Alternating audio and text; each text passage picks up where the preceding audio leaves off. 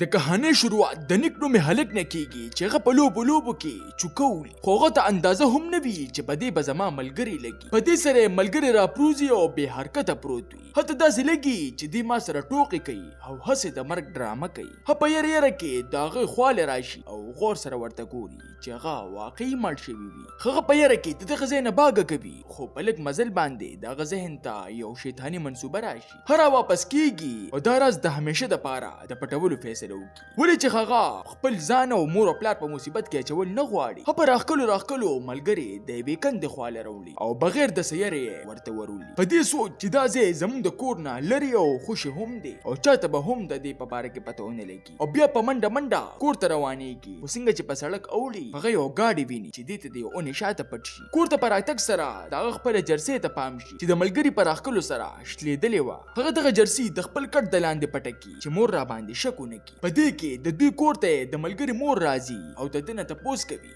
چې تا زما زوی لیدلی چې دوی ورته دروغ وایي او الټه طرف ورته یادوي چې هلته روان و. مور یې خپل زوی پسې ګرځي او خپل زوی پسې ټول کلي ګوري خو زوی یې چېرته هم نه و. هغې ته څه پته وه چې زوی په ځنګل کې مړ پروت دی. په سبا باندې چې نیک څنګه راپاسي نو د هغوی کلي ته پولیسان راغلي او په خبرونو کې هم دغه خبرې کېږي. د پولیس دا شک و چې کچرې دې چا غوا کړې. په دې سره ټول کلي ویریږي او دا هر څه چې د چا د وجې شوي وو هغه په یره کې په کور کې ناست و. مور یې چې دې په دې حالت کې ویني هغه وایي ګینې دې په خپل ملګري پسې خفه دی. خو هغې ته څه پته وه چې دې هر څه د شاته یې د زوی لاس دی. پولیسان تفتیش شروع کړي چې په دې کې د نیک نمبر راشي. د بار نه هغه مطمئن ښکارېده خو دننه یې د زړه نه یو خدای خبر و. پولیس یې تپوس کوي چې په دغې ورځ ستا ملګری تا سره و چې هغه فوراً انکار کوي. په دې کې ورډبېږي او د پولیس ملګري خپل مشر ته په غوږ کې څه وایي چې په دغې ورځ باندې څه کسانو نیک هغه هلک سره لیدلی و. د دې په اورېدو سره نیک ویریږي چې اوس خو ګیر شوم او کیسه بدلوي چې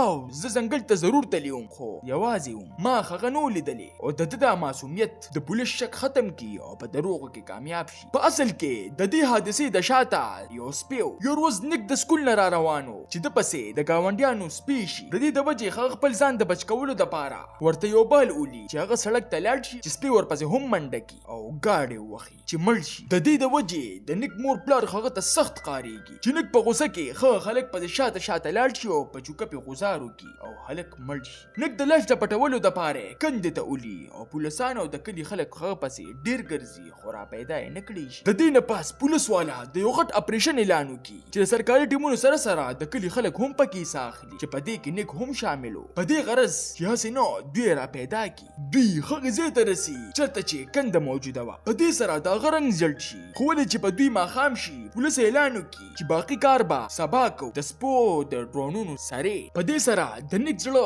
څه ناڅخه شي او کور ته په راتګ سره د یرې د ختمولو دپاره د خوب ګولۍ خوري. خو د هغه دا یره د کمېدو په ځای سیوا شي ځکه چې د دغه غشتېدلې جرسي غیبه وه چې بار یې مور لګیا وه او هغې ورله ګنډله. د مور هم په هغه شک پیدا شوی و خو د زوی د خاطره هغه دا راز په خپل زړه کې د ساتلو فیصله وکړي. نیک په یو عجیبه امتحان کې راګیر و. په دې یره چې زما دا راز به یو نه یو ورځ خامخا کولاویږي خو د هغه قسمت هغه سره وفا وکړي. په دغه شپه تورې وریځې راشي او هوا شروع شي او په مزه د یو داسې خطرناک طوفان شکل اختیار کړي چې د دوی ټول کلي په بد حال کې. د ټول کلي ګندونه په هوا کې الوزي. د بجلۍ ستنې راوغورځوي او ونې د بیخه راوباسي. د دې په لیدو سره نیک د خپل کور ور رابندوي چې په دې کې یو غټه اونه د دوی په کور راغورځېږي. هده د په مور د راغورځېدو واله وه خو په خوشقسمتۍ سره د مور په لږه فاصله بچ شي او مور یې بېهوشه شي. نیک خپله مور په هوش کې د راوستو کوشش کوي چې بار ته یې خیال شي چې د دوی د کور طرف ته سیلاب را روان وي او په لږ ساعت کې تیزې اوبه د دوی د کور ور وباسي. نیک مور په راښکلو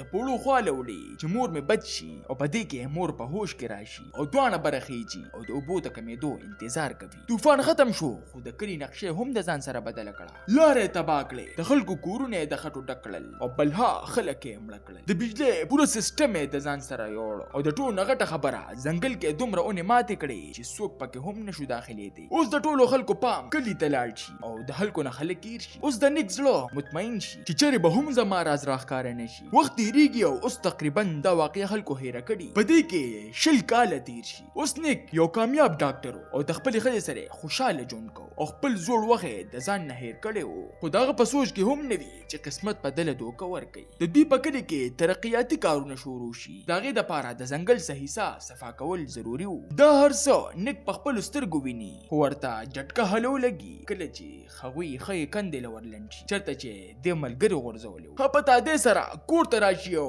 زر د کور نه ځان سره څه سامان واخلي او د شپې په تیاره کې هغه ځای ته ځي په دې اراده چې نن به هر څه د ویښه بیخه ختم کم. خو څنګه چې هغه دغلته رسي هغه کنده هلته هم هغسې موجوده وي چې د ملګري جاکټ په خلاق کې هم هغسې بانډه وي. نیک ورته بیلچه اړمه کي او د هغې د راویستو کوشش کوي چې په دې کې پې څوک اواز وکړي او دې ته دغه ځای نه تیښته وکړي. خو د بدقسمتۍ نه مزدوران د دغه ځای نه 20 کاله پس دغه لاش روباسي او د کلي ټول خلک راټول شي. پولیس ورته اعلان وکړي چې موږ ته 20 کاله مخکینی لاش میلاو شوی چې د هغې د پوسټمارټم نه دا پته لګېدلې چې دا په سر د ګزار نه مړ شوی دی. پولیس ورته دا هم وایي چې د هغه د وجود نه موږ ته یو ویښته میلاو شوی چې موږ ته صرف دومره پته ده چې دا هم د دې کلي ماشوم دی. د دې په اورېدو سره نیک د خپو نه ځمکه وتښتي. خو پولیس ورته وایي چې موږ د هر چا ټیسټ نشو کولی ولې چې دا یو ګران وخت راښکونکی او یو ګران عمل دی. لہذا موږ دا فیصله کوو چې مجرم هسې هم د جرم نه نقلاریږي. که چیرې په دې کلي کې چا هم جرم وکړو موږ به د هغه ټیسټ کوو او که چیرې ټیسټ یو شان وخته نو چیرې به هم بچ نشي. په دې سره نیک فیصله کوي که هر څه وشي زه به په ژوند کې هم ټیسټ ونه کړم. او په سبا باندې د دوی د محلي یو کس نیک لا یو ګړی ورکوي. نیک چې څنګه دغه ګړی ګوري نو دا د هغه ګړی وه چې دا د ده نه په ځنګل کې پروتې وه. په اصل کې دغه سړی د هغه ګاډي والا کس و چې د چا نه دی پټ شوی و. هغه دې په یره کې لیدلی و خو بیا یې پې هم شک نه و کړی. خو څنګه چې په سبا باندې د ده د ملګري د روکېدو خبر په ټي وي وکتو په دې شک پیدا شو.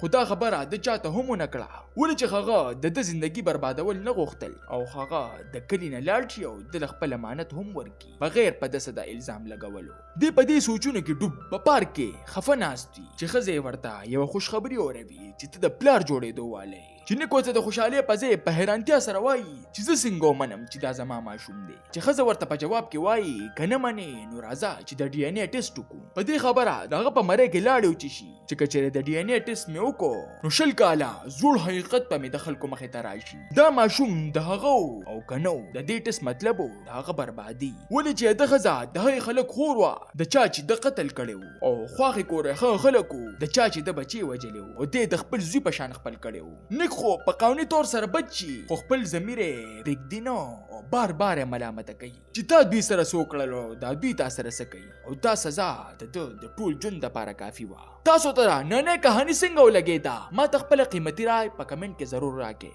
ملاویږو به په یو نوي ویډیو سره ما له راکړئ اجازت. بای بای.